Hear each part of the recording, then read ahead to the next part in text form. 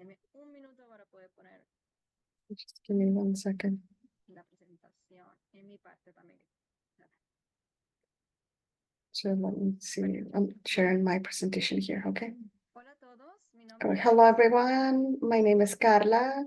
I am a member of the CFNE llevándoles a través de team, este taller and I will sobre el manejo be del dinero. helping you out with this training on how to manage your money.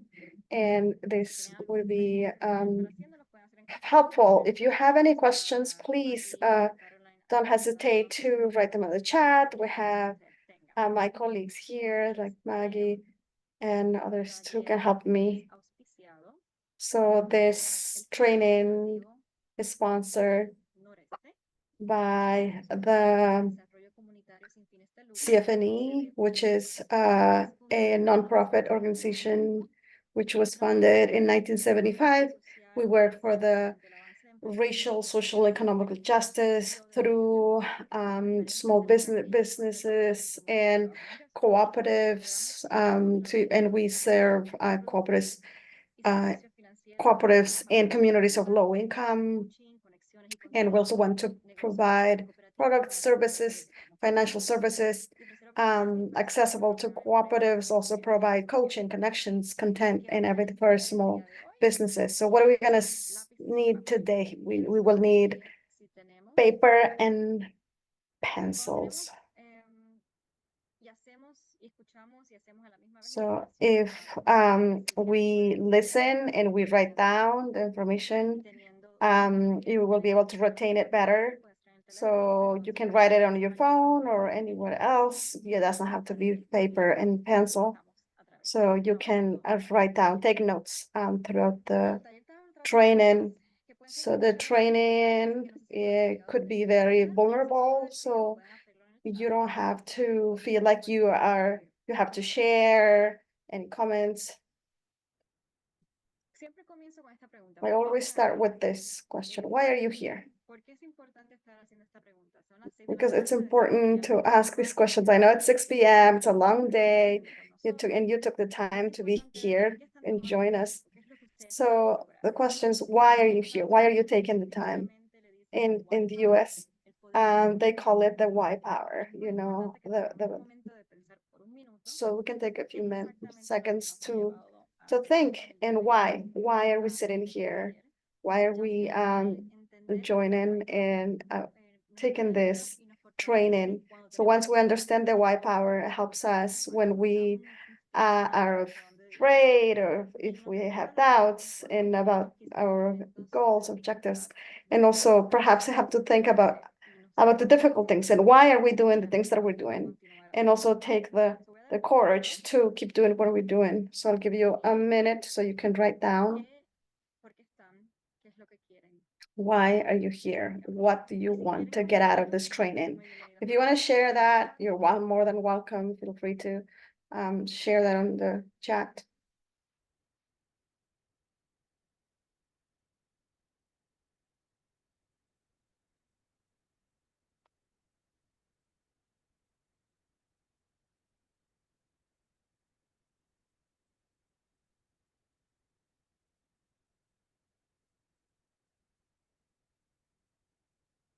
Y más o menos tan pronto ya estén listos con ya han escrito su white power, el poder de su por qué. Entonces, once you written down the reason of the why power, so let me know so we can continue.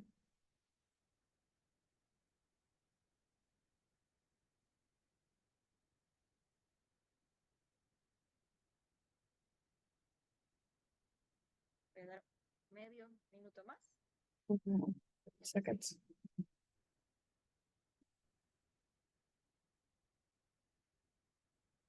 Súper, tenemos a alguien que está. Awesome. We have Daniela sharing that she's starting a new cooperative and she wants to learn on how to apply these new skills. So I'm so glad that you are sharing this, Daniela. And why do we talk about financial? Why are we talking about personal finances and cooperative, and how we use the money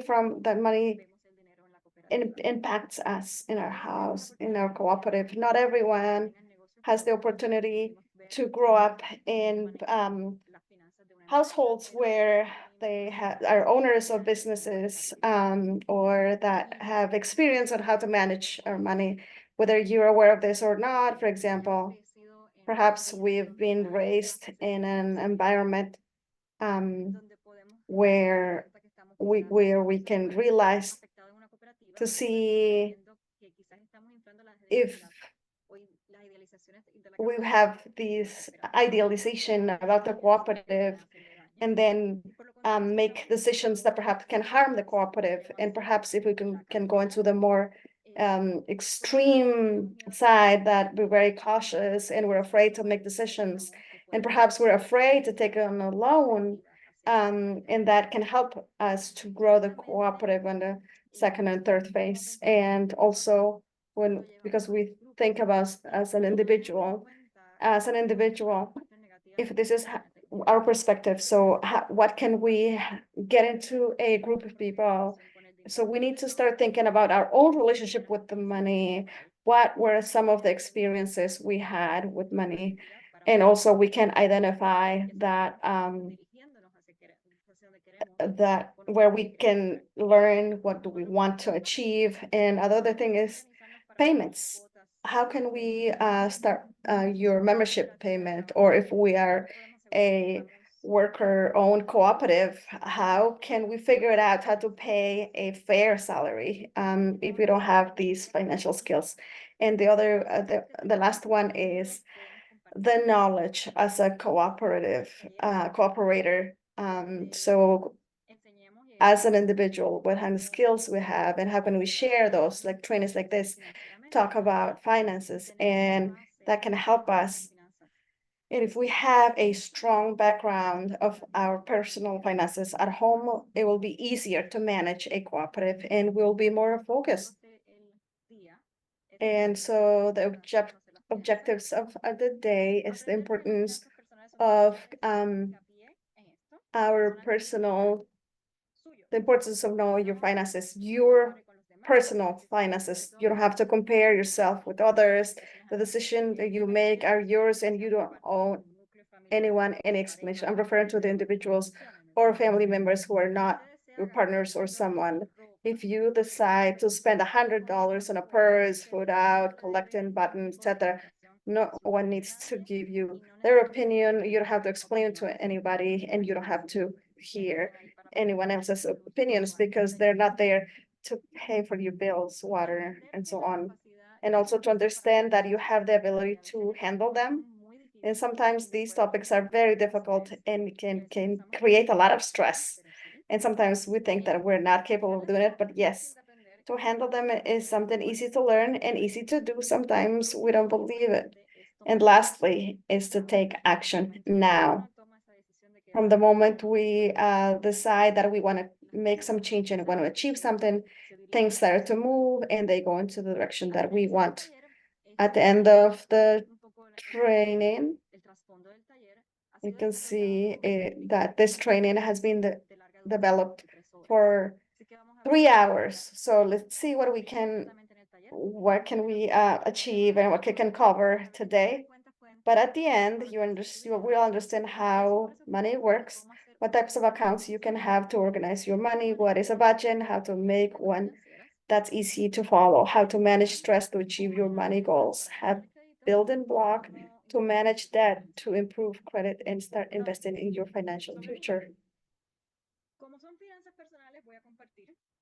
So since I'm a financial facilitator, I'm going to share what helped me. And also you can decide how to start your cooperative. That's a personal information. My father never learned how to manage his money. He loved to buy.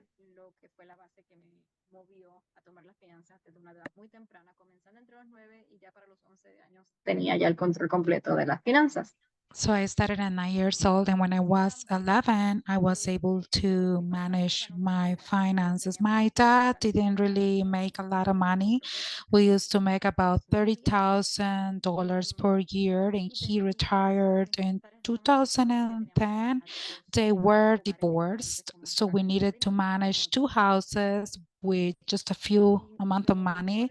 My mom didn't work, so this helped me to develop this envelope system. I don't know if you heard about this, but these are different techniques that you will be able to find online. And this is how I was able to overcome debt. And my father today is retired. He has his own house, he has his own car and his savings. After I moved to the States, I was sick for like 5 years and I needed help from the government and close friends to survive. I needed to learn how to manage the US system because, of course, it's different from where I came from. And I learned about investment, debt management, and credit. And then I started creating these workshops to give one-on-one support, helping also immigrants that were arriving to the States that they needed to change the way they think about finances and to be able to be successful. So this is a table of content. So we're going to be talking about what is money, how money works.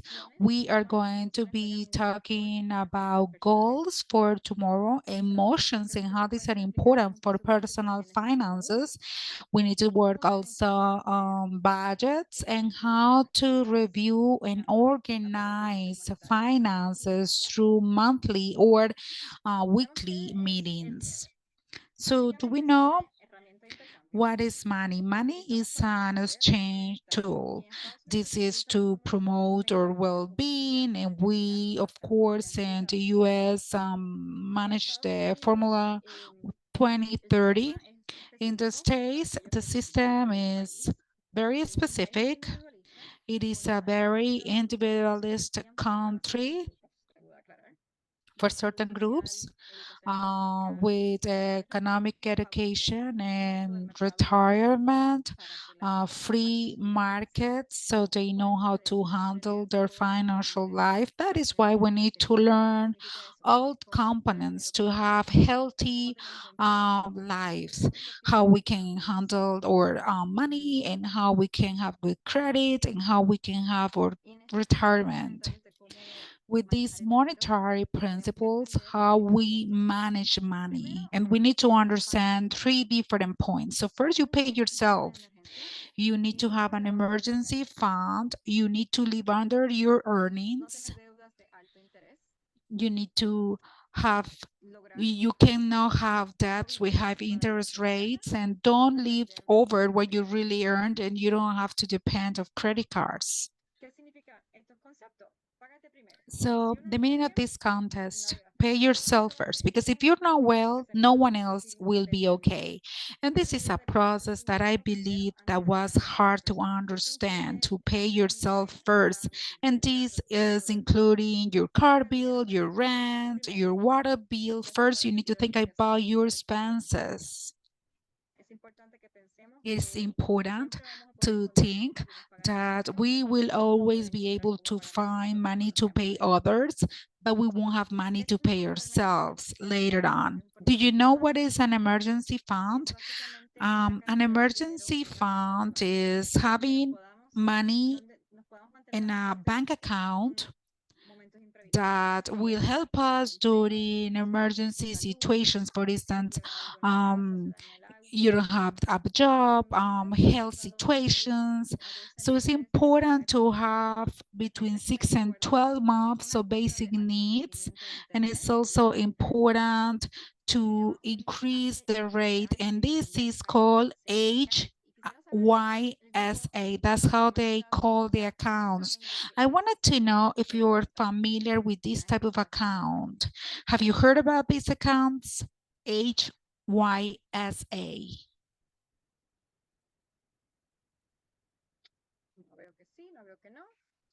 I don't see any hands. Sí, ok. Tengo una sí.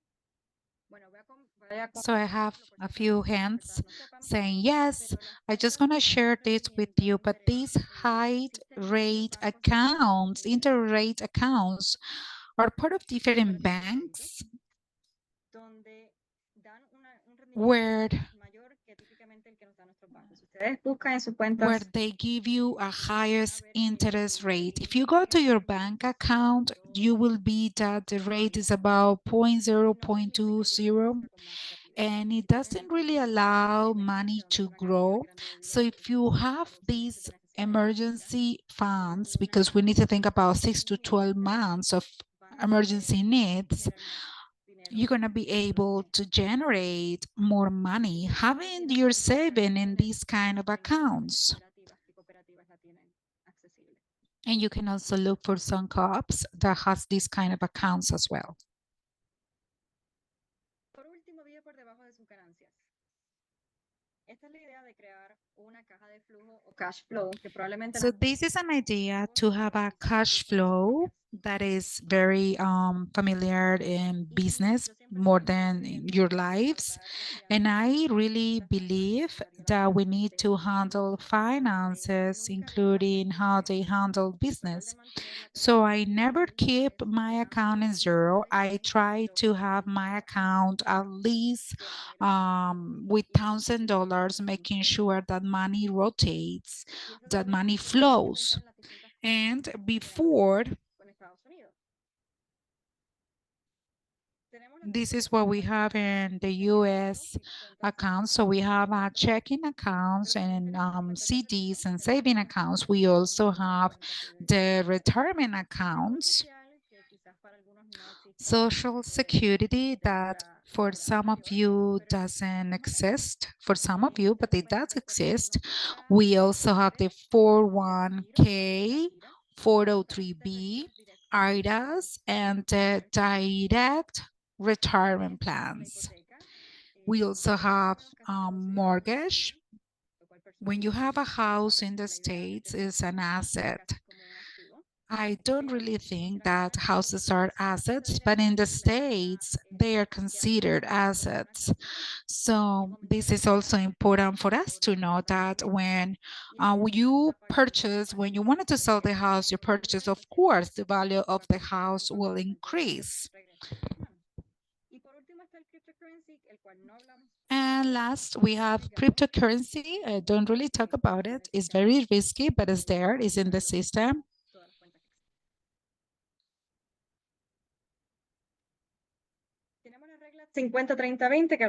So we have another formula, which is 50, 30, and 20. Have you heard about this rule before? Yes, no, maybe?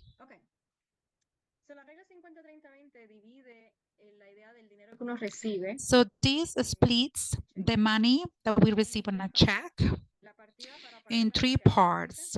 So the first one is to pay basic needs, needs that you require to live: house, water, electricity, transportation, food. These are specific expenses.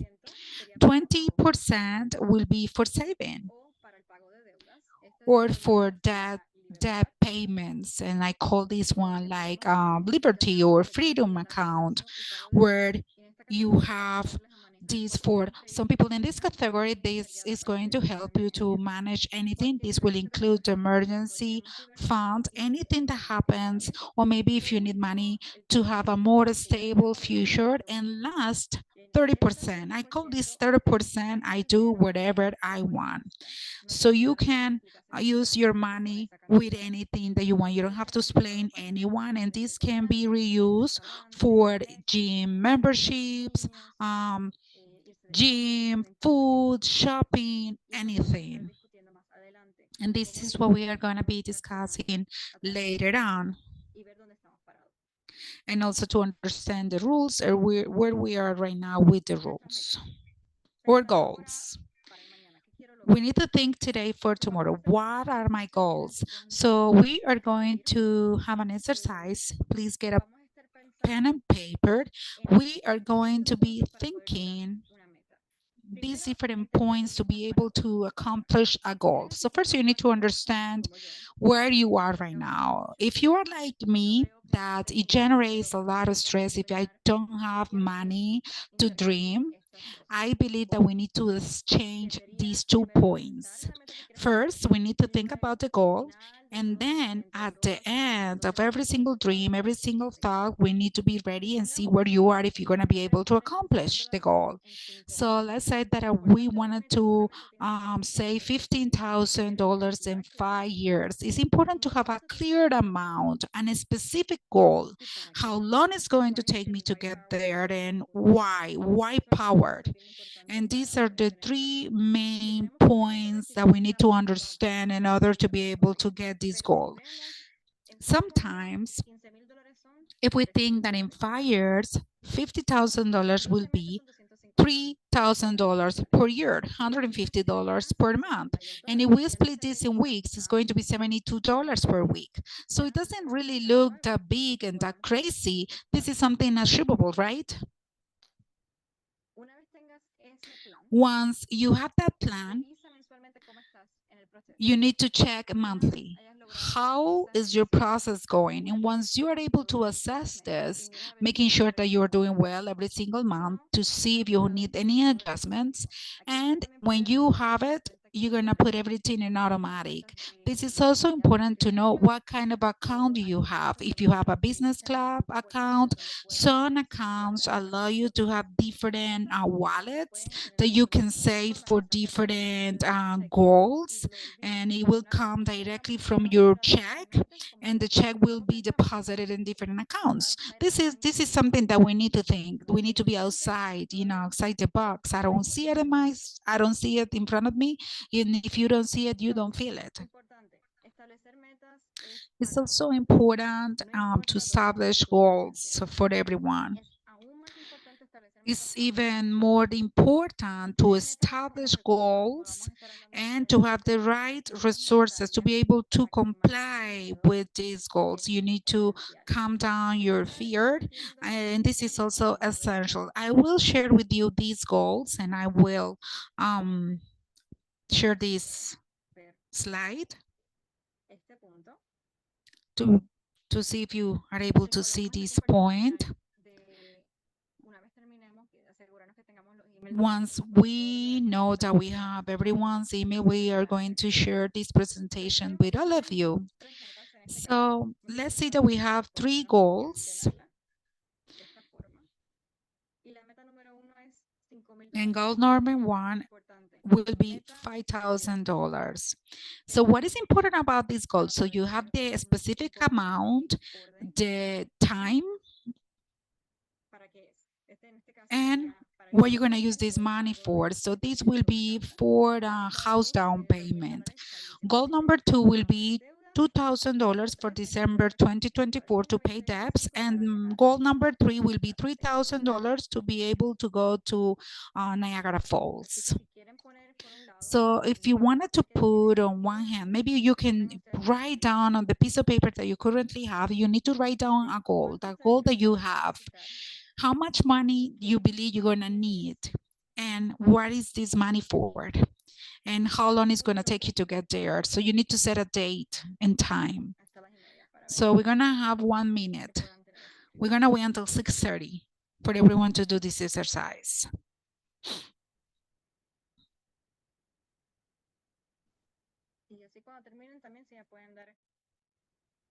Deditos arriba que terminaron.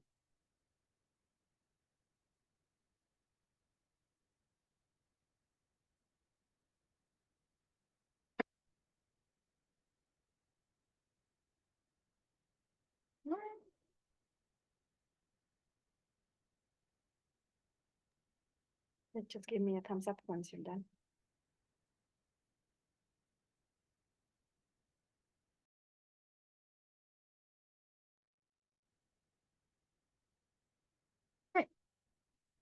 Entonces, nuestras emociones. ¿Cómo nuestras emociones juegan un rol en las Alright, finanzas now, personales?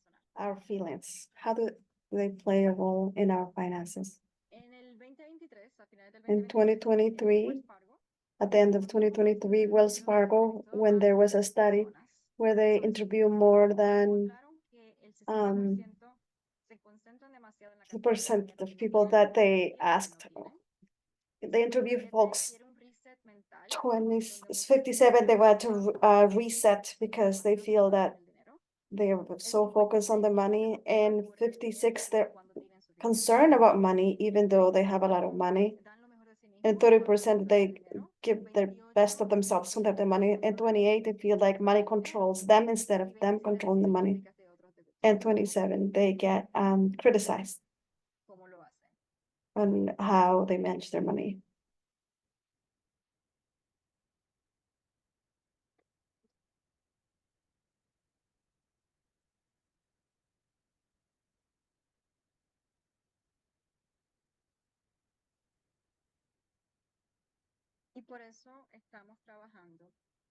And that's why we're working with our emotions. To make decisions under stress or led by our emotions, we make bad decisions. Stress is nothing else but fear. Fear, it's a bad thing to make decisions, but also we're gonna take a minute to talk about fear and see how we can manage that fear. We can go to the next slide.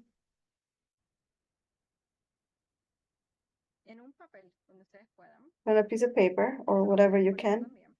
I'm going to share this with you as well. We can write. What are some of the fears that we might have? And this is free writing. So what are we going to do right now in this exercise? And perhaps we won't be able to finish today because we don't have enough time, but I can share this with you as an exercise. You can work on it at home. Just to write down whatever comes to mind. You can write, I'm afraid of whatever things, can be important things or not important things. I'm afraid that I have a chronic disease, or I'm afraid that my hair looks bad, or this is about you and with yourself. So, and you are going to write down all of those fears and those stories that we make up during the day. And also could be that you are you resent someone. You can say, I'm resented with my husband, wife, or because he didn't like the food that I cooked yesterday. So again, it can be like something important or basic. And then you can, at the end, you can write something, a positive statement or to the universe, or those of you who believe in God, you can say, thank God for being able to help you to free yourself. And then you can think about how to calm yourself.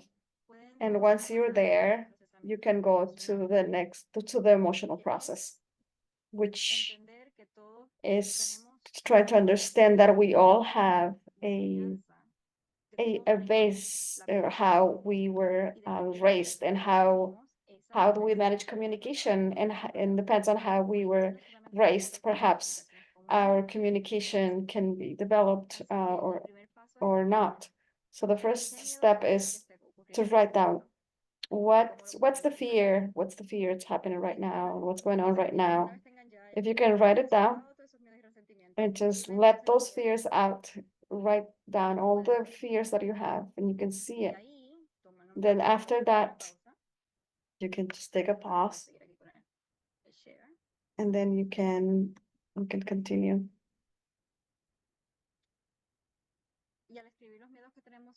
So once you write down the fears that you have, we can understand where we're standing. So this technique to just let go, and also the communication technique, not only can help us on how to manage our personal finances, but also on how to manage the conflicts and our cooperatives, and also just to think of where you stand, and if you're grounded, you can see what kind of impact can have in your communication and your cooperative, especially when there are certain conflicts within your cooperative. So you can just start with yourself as individual at home and then in your cooperative. So the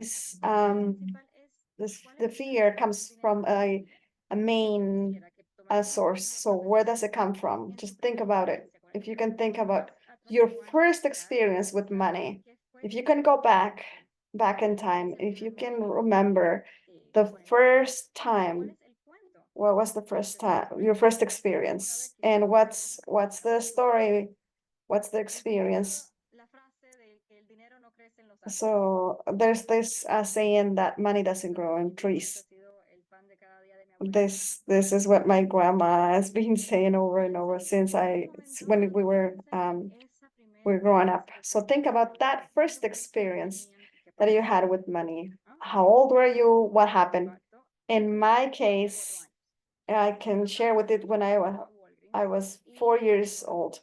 My dad took us to Walgreens. My dad said, buy whatever you want. So my sister comes back with a pencil and a notebook, and I came back with coloring books, pens, pencil, everything that I could carry in my arms, under my arms, in my head. So it's almost like a duck. And I I thought that I had all the money in the world.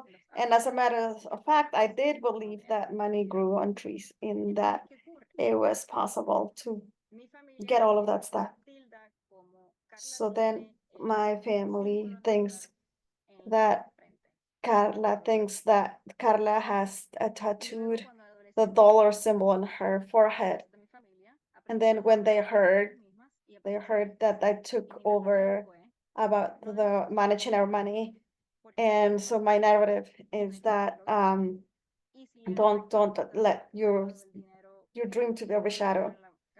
And with that, what that my family was telling me is that I had this tattoo, the dollar, the money tattoo in my forehead. They thought that I was greedy. So, and this criticism didn't let me to grow academically, because I ended up on the other extreme, that being so cautious. Oh, you are very impulsive. So I was on the other extreme, that was extremely cautious, and that there was no abundance. So what was the message you received from your family? What is money? And how do you fit in that narrative? And I would have loved to find this quote from Bremy Brown. If not, you should try to get one of her books. She's so good about talks and writes about being vulnerable and shame. So the opposite of scarcity is not abundance, but it's what she talks about, that it is enough. So why we are all involved in this idea of cooperative, because we want to understand that our own financial system, that it's in tune, so that we can all have enough to have a quality life. So how do we motivate ourselves? How do we encourage ourselves to do this? If my head believes it and my heart feels it, my hand can do it.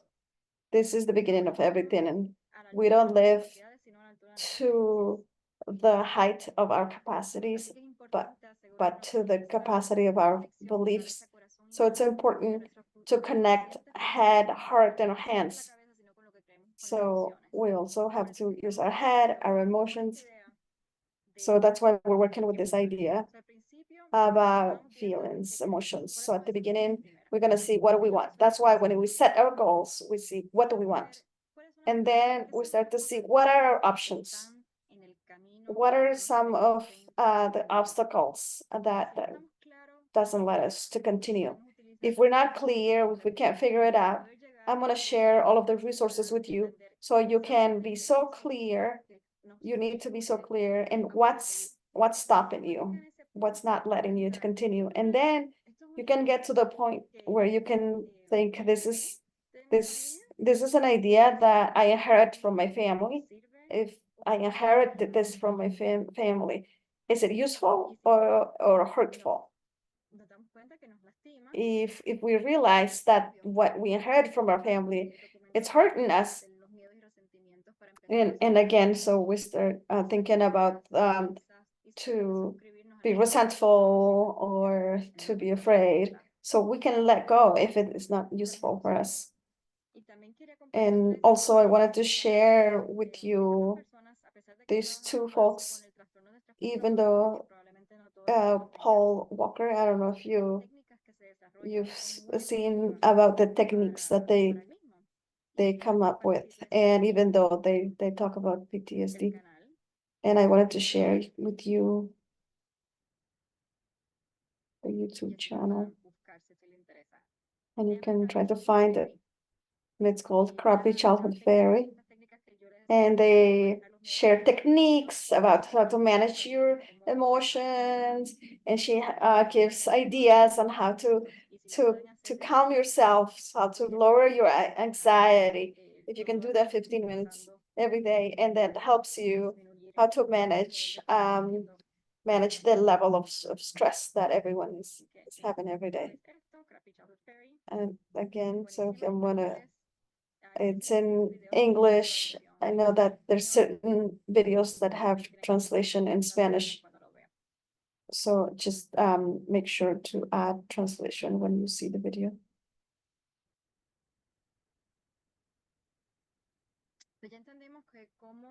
And we now understand that how our emotions affect our relationship with money, because causes stress, and then at the end of the day we end up what we don't want to, because we just reacting instead of responding. And then with that document that I will share with you, it's like the purr. It's when a kitten purrs every time when I start to argue with someone. So I remember that purr. So it's pause, breathe, response.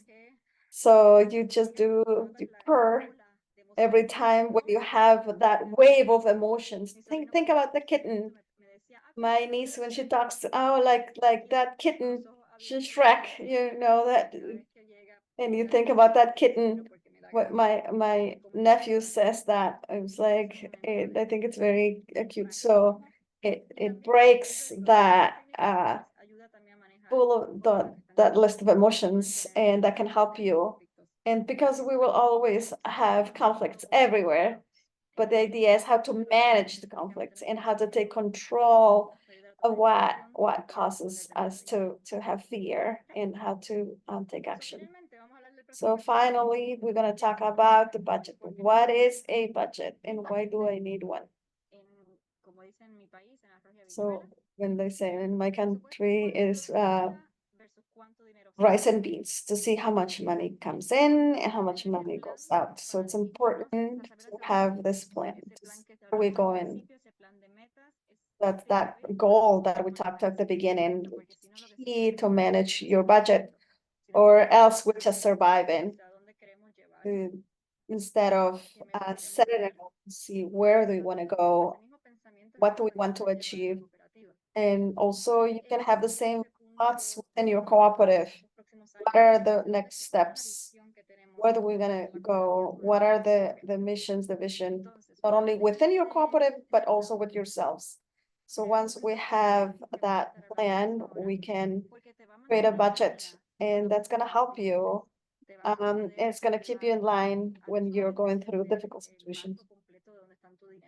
And also, not only it's gonna help you to manage the level of stress, and to know what you're gonna do. And so you can go back to budget and see where you can make some adjustments. And to be able to manage that storm that's getting closer. And also have several examples here. This is a very simple project for who's have an income and expenses. It talks specifically what's the budget, what were the real costs, and some cooperatives understand this. Yeah, if you can making the right decisions to be able to manage the finances of your cooperative. And also see what's the budget, what's the difference. And some people like to do this monthly, just to see where they are. The next one. And this is a monthly, here at the left, it's a monthly budget. You can see on the left, different kinds of bills that you have and the amount, and when do you have to pay them. This is someone that was working on IT. If you can see here, that person was splitting this by month. You can see on the tabs to be able to make decisions about their finances.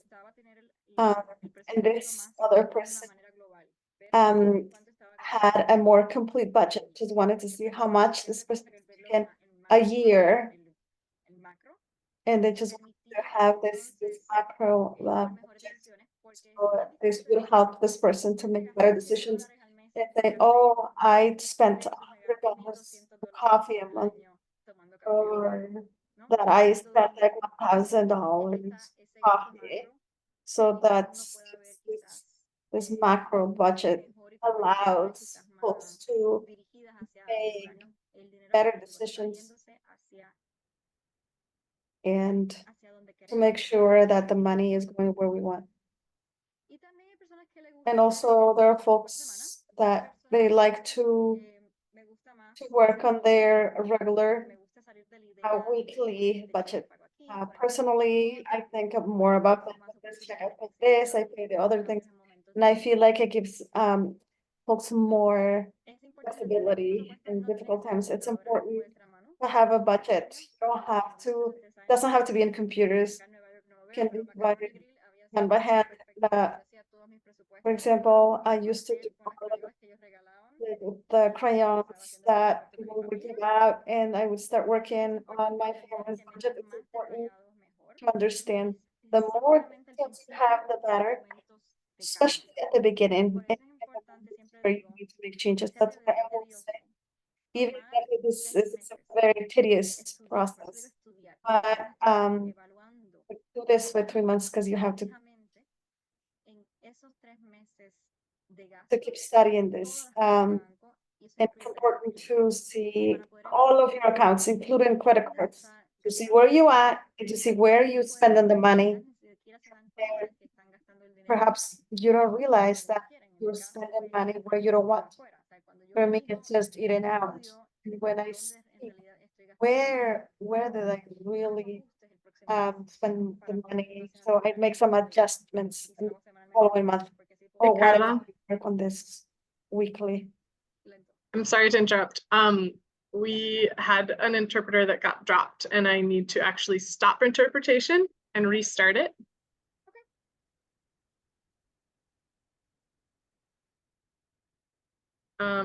Erica, would you be able to interpret that really quickly before I kick people off of interpretation? Can you ask Carla? I can't do it because I'm in the channel. So if you can ask Okay. Carla to do it, I'm not in the main No, channel. okay.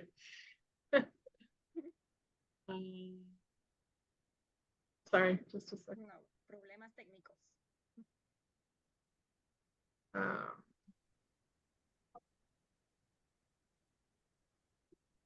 Disculpen que el internet sacó a la compañera, así que están arreglándolo ahorita. Ya. Ya está de regreso. Okay.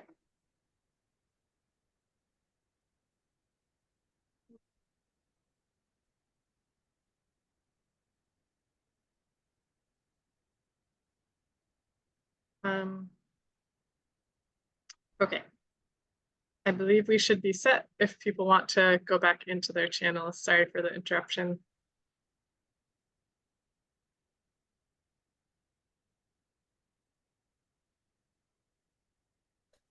Okay, you can go ahead and continue. So make sure that you are in the right channel, and please let us know that you are in the right channel so we could continue.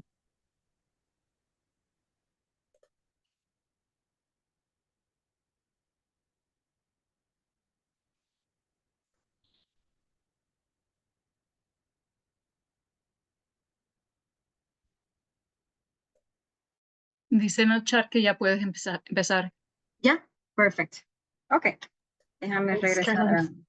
al... So just gonna go back to the recording. Okay, so voy a repetir esto rápido. I'm gonna repeat this part just to make sure that everyone was able to hear it in English. But basically, the budget doesn't need to be on a computer. You can just write it down in detail, especially at the beginning or maybe when there are changes. It's very important to include 3 months of expenses and credit cards to make sure that you're going to be able to assess where you are using your money, spending your money, and you're going to make sure that you have everything in the right department. So going back to the pen and paper, because we are going to practice, especially the rule 50, 30, and 20. And the meaning is being stable, what you want to do, and freedom in future, okay? 50% is for your needs, 30% will be for what you like, and 20% will be saving or maybe paying debts. And you're gonna do like a table where you are going to have this, where you're gonna have about 6 columns. At the beginning, we're gonna put type, category, amount, date, one blank, and the last one will be 50, 20, and 30. And you're gonna be writing down the different categories. This is just for the exercise. You can also use your own expenses. It doesn't have to be in detail. This is not the time because unfortunately we don't have the time to do it detailedly and to discuss everything. And we are going to use this as sample. So once you have these accounts or expenses, and the following category, this is a fixed expense or something specific. For instance, food shopping, when we go to supermarket, do we usually pay the same or this is something that changes? This one changes, right? Rent is a fixed expense, at least once a year it is fixed. And car payment, health insurance is fixed. Gym membership is also fixed. Painting classes, maybe if your son goes to classes or you go yourself, this is another fixed expense. Water bill changes because it depends of the use of water. Gas will be something that change. If you go to the hair salon, it will change. Of course, saving are usually fixed, and loans are fixed. At least we are talking about credit cards because the interest rate changes, and the trips are also things that change. Next column, you're gonna write down the amount. So I want you to think about how much do you spend in this category. If what you pay for water is about 130, between 130 and 150, you're gonna write down 130. And this is how this will look, 300, 800.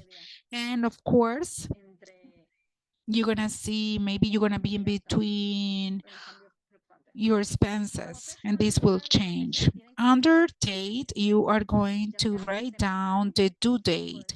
If this is something that you pay every 5 of the month, weekly, and this should look like this.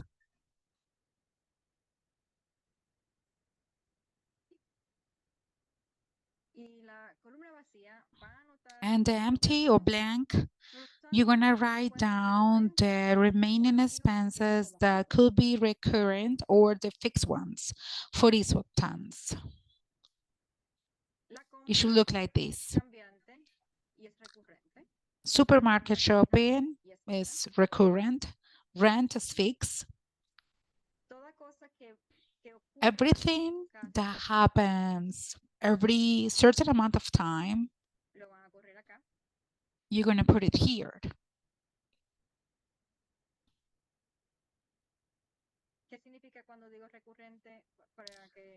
What does it mean when I say recurrent? It means that it changes. Fixed is once a month usually.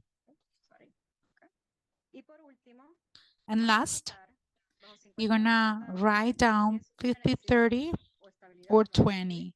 If this is something that you need, is something that you would like to do because you like it, or this is something like you're gonna have the freedom to use it. So I'm just gonna give you a few minutes to give you like the final result, and you're gonna assess this, because the point is that when we think about this, if this is a need or certain things that you like to do are needs, usually we don't really have issues when we talk about savings, but sometimes we have ideas that are misunderstanding between something that is a need and something that you really wanted to enjoy. So rent is a need, the car because transportation is a need, health insurance, gym, water, electricity, and so on. Once you have these in your own accounts, you will divide 50, 30, and 20, the following categories. In this case, the total of this person is that his needs or her needs are between $2,000 and $10. Things that they like to do is here, and the person may have debts or loans, and the person loves to travel. Usually that person spends $1,400 in trip. $4,000 mensuales. Así que cuando estamos tomando los ingresos, y eso es lo que van a hacer también ustedes, van a estar tomando todos los ingresos que reciben, propinas, pagos, añada cualquier ingreso adicional, ya sea ayudas familiares, pensiones alimentarias, etcétera. Y una vez tenga todo en un solo sitio, también cuenta si se recibe alguna ayuda del gobierno, si tiene algún tipo de SNAP, cupones. Just a second. I think we lost an interpreter again. I'll just check really quick. Okay, let me pause the share.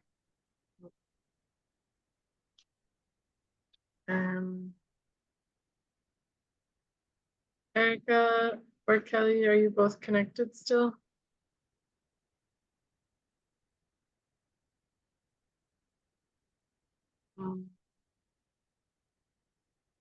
La intérprete está acá. Interpreter is Okay. here. It wasn't I couldn't hear anything in the English channel anymore. So at some point it dropped and I'm not sure what happened. Okay. So we're good already? No. Yes, we are ready. Yeah? Okay. Okay. Yes. Yes. Yes, we are ready. Okay. So. Entonces. So here, many of us are going to be able to see that 50% goes to your rent, and this is the case for multiple cases, but the point is to understand that ideally 50% should be covering all the needs that you currently have from your income, right? In the case of this person, the person spends a lot of money and 50%, so we don't have to adjust anything. For life or something that they enjoy is $1,600. When you divide this in $4,000, it's like 30% of the person earnings is over 30. And last, freedom, spending money on whatever they want is lower, is under. So please remember that personal finances is personal. You know, they will decide how they wanted to spend their money and what they wanted to spend now or later. But when we are getting close to this and understanding these rules, I believe that we're going to be able to have a better balance when it comes to your financial life. I will recommend this person to first assess different trips to see maybe if she could handle this. Maybe she could go on trips every 3 months instead of going every month. And maybe the person should use more money in savings. Maybe the person will be able to save more compared to what they were used to do before. So far, I just want to see, because I see that I have 30 minutes left. I just wanted to make sure that if we have questions, should we continue or you have questions? How are we going to be able to organize these accounts? I don't see questions. I don't see anyone asking or raising hand.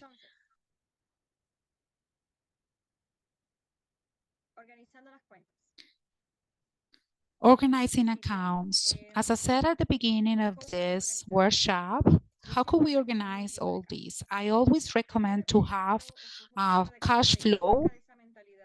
This helps you to understand when you have to make payments. For instance, in this case, water bill. When I was taking care of my father's bills, so we didn't have anything to save. And this was key for me to understand what I wanted to do. Why?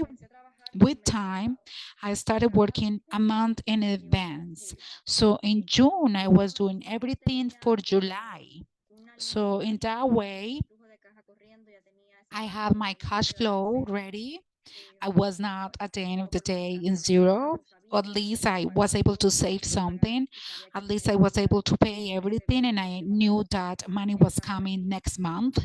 And I was okay. I was calm. The other point is to automate.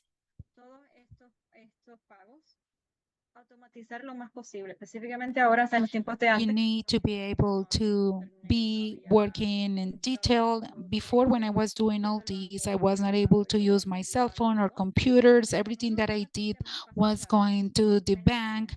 But it's better to atomize, because you're going to have the freedom to manage your money and being more flexible if you understand the different accounts you have. I always talk about having at least 4 accounts, one account for the payroll, one other account to make payments, a saving account, and an expenses account. So you're going to have like a card to use it through the month or maybe through the week. And in that way, it's not going to be as restricted to have only one account and to handle all these different accounts.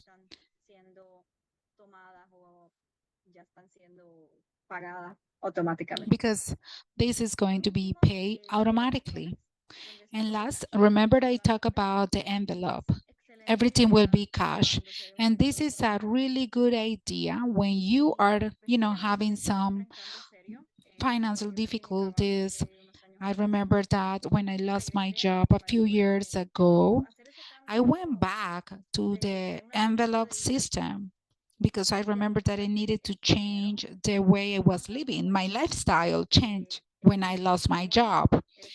And we need to, understand that we weren't receiving the same amount of money. So we needed to understand that you need to take care of your accounts, your expenses, because this is at immediate change and you need to go back to your budget. You need to review everything. And like what happened to me before, I started, as I said before, the envelope system for about 3 months until I find a job.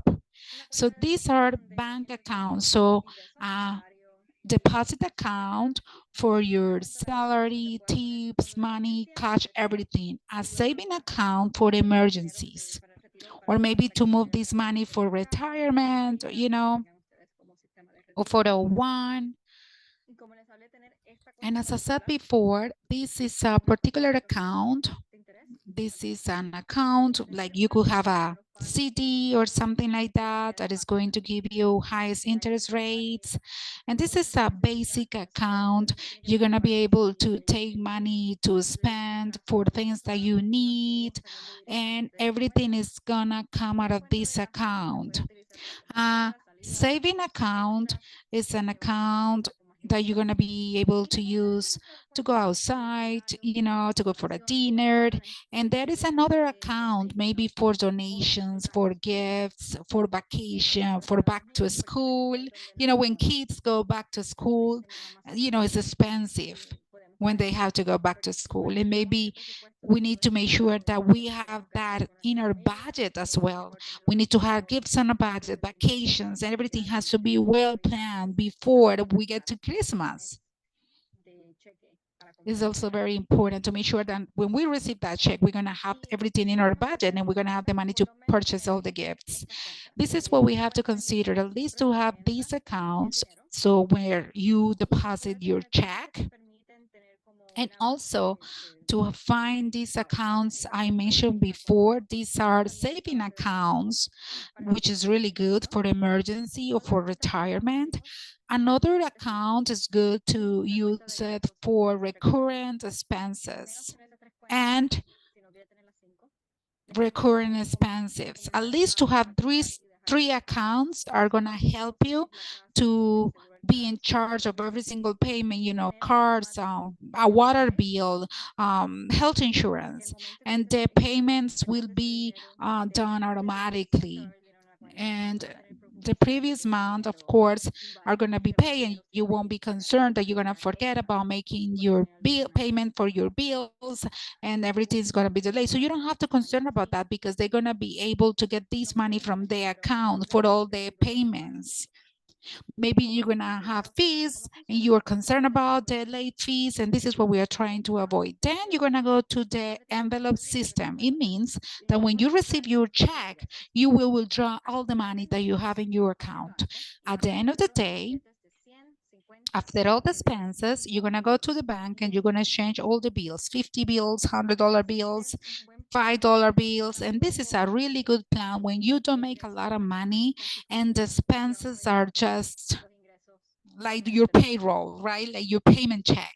So it's to be able to understand that you're going to be able to divide also the envelopes by categories, like your car, rent, and everything else. And you're going to write on this envelope, on each envelope, the maximum amount that you're going to pay for each category. It's also important that you write down all this information and that the money is going to be there for payments like your rent. Make sure that you have $50 bills or $100 bills, because when you have $100 bills, you won't spend that bill, right? Because it's going to be harder to exchange it. So it's good to have big bills when you have to pay your rent. Because sometimes you just go and use $50 bills to pay something that costs $2, and then the rest you don't even know how you spend the rest of this $50 bill. So that is why it's so specific that you write down on the envelope what you need that money for. Each dollar that you have at the end, after you make all the payments. For instance, in my house, we used to pay $120 per month for gas. And I remembered that I was working also on my parents' budget. I was working on my parents' budget, and I remembered that we used that amount of money weekly for gas. We used to use it weekly, and it didn't really matter if the tank was full or not. We went to the gas station and we put gas on it. We make it sure that it was completely full, making sure that we were able to spend weekly what we thought we were going to spend. And second, that during that week, I was able to use the extra money, because remember, the tank was not complete empty, and I was having some remaining money in that envelope, and I wanted to use this money for something else, for other expenses or something that I really like. And this is something that we use monthly.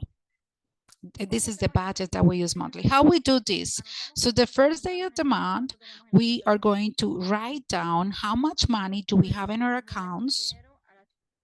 Then we move our money to the different accounts that I explained before. Utilizamos solamente la cuenta de gastos en las tarjetas, las cuentas de ahorro. Use the savings account, Movemos el dinero and then we move the de money la cuenta from o la the a la cuenta. HYSA, Entonces, al final del mes, and then at the end of the month, logramos la caja you de can see how is your cash flow, sobró algo de esa to caja de see if there's a leftover from the cash flow, de alto rendimiento, and transfer that to the high yield and savings account. So you have also you can decide for vacation or to pay any loans, and then you can decide what changes, adjustments you need to make. So this is how you manage your loan. So something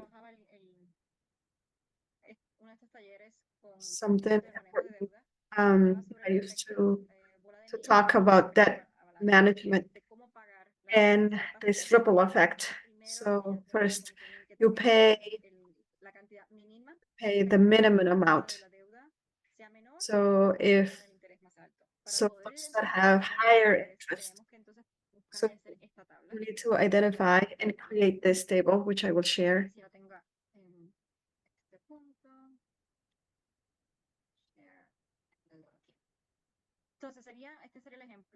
So this is the example when you can write down the debt name, and also if you owe a family member, it doesn't have to be a bank or institution. And so also if it's a credit card, it's a student loan, or personal, and how to pay them. And also the balance, how much do you owe? And the interest, and also you can find it at on your balance. In your bank statement, you can see that there. So it's very important to manage the idea of credit if I have time, and also the credit limit, and then the due date. And when you have this written down, you can make the decisions if you want to pay the high interest first because it's costing you more money, or if you're going to start paying the low balances that you have. All depends on what option you want to decide. And what type of person you are on how to manage your finances. Some people think that if I pay the minimum balance, this allows me to see that I'm making some changes. And this encourages me to keep paying for this. Other people think that paying the high interest first, because at the end of the day, we will pay more. So I would work case by case. And also, how much do you have to pay monthly? Because sometimes you have to see if it's like 23%, and the others you can see the different amount. So first you pay this kind of loan first, the high interest first, and then to have like a regular balance, a regular amount that you want to pay, and then to be able to pay.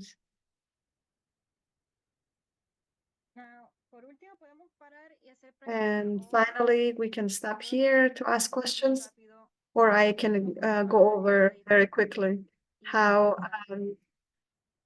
credit works and what to think about it, and what to do about it. If you have questions, I can answer some questions.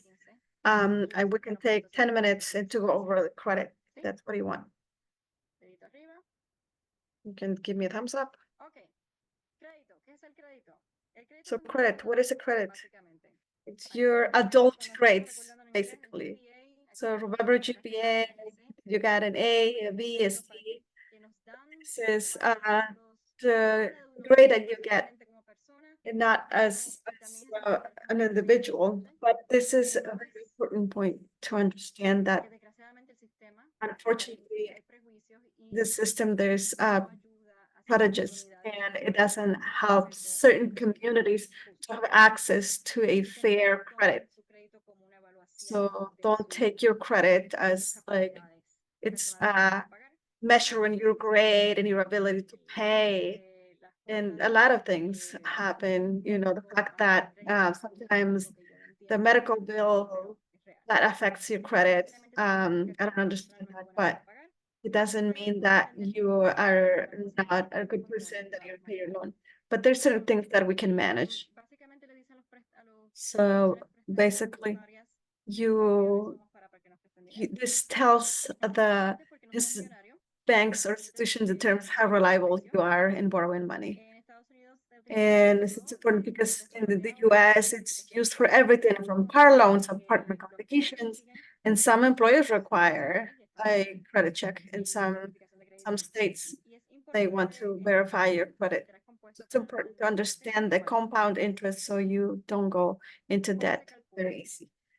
And how it's calculated. It's about your to see it's about your payment history. So it's important for you to pay all the amount. And this is 35%. 35% is it's about your payment history. And then the amount owed, it's 30% to see.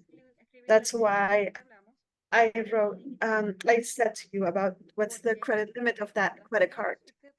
Because the less you use that credit and the more credit you have available, that 30% will be crucial. And 15% is your credit history.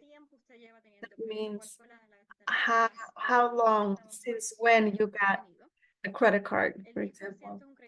And 10% a need credit. So the same system is telling us to keep borrowing money. And lastly, 10% if the credit diversity is they're all credit cards. And if you have like personal loans, student loans, mortgages, your score will be better. And to have a good credit score, it's important to use your cards to meet a 20% limit. So you have to think about it. You have to think about like an overall. For example, if you can just spend $200 out of 1,000, but if you're spending 800 out of 1,000, you're going above the limit. So this is very important because a lot of people, I don't know why they think that they need to pay the whole amount at the end of the month. Do not leave any balance. That means that whatever you use, pay the whole amount. And so if you don't pay the balance, you have to pay the whole balance that you see in your bill. It's important to pay the whole amount. If you cannot pay the whole amount, at least pay the minimum amount, because as you remember, the credit history is very important. And lastly, don't close any credit card accounts that you have finished paying off. Leave some minimum payment on each one, something like $50 or less or something. So you can keep using the credit card to a minimum amount. There's so many ways that you can get your credit report. And you can use any of these credit bureaus. So it's important to get that information. If you don't go over credit history, then you don't know what's going on. So these are the credit bureaus that you can go. TransUnion, Equifax, Experian, and You can get it for free 2 times a year. But use this, go through annualcreditreport.com. That's the website that can provide you, and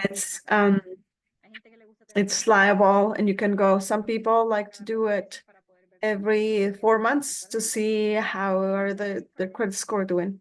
And then you have Credit Karma, which is free, but also it has its own credit card, and it can show you how you're doing.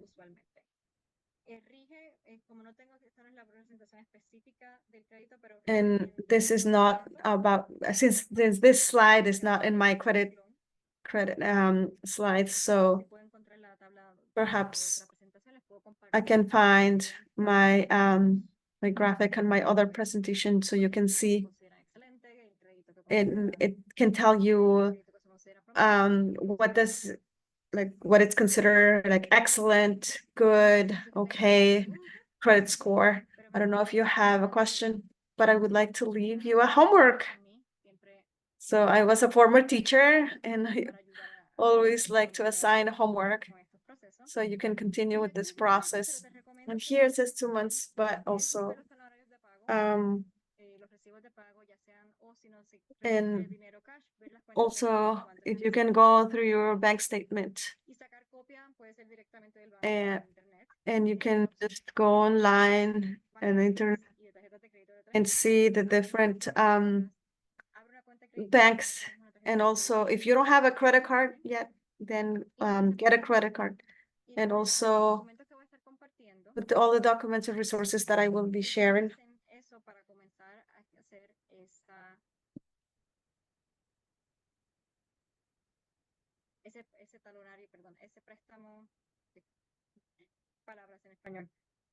Ese presupuesto que van a estar haciendo. And also to be working on your budget. So remember about those goals.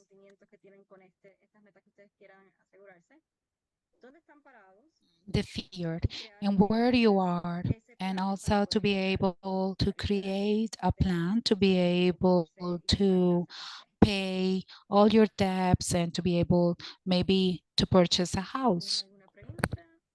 Do you have questions?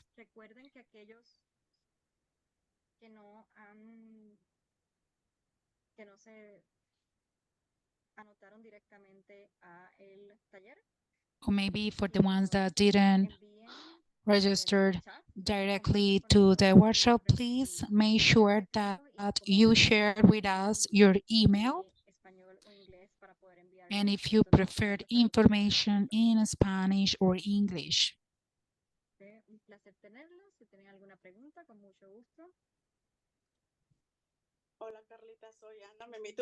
Hi, Carla. This is Anna. A friend of mine invited me, and I say, you know, this is really good. I don't really know a lot about finances, and it's important to learn.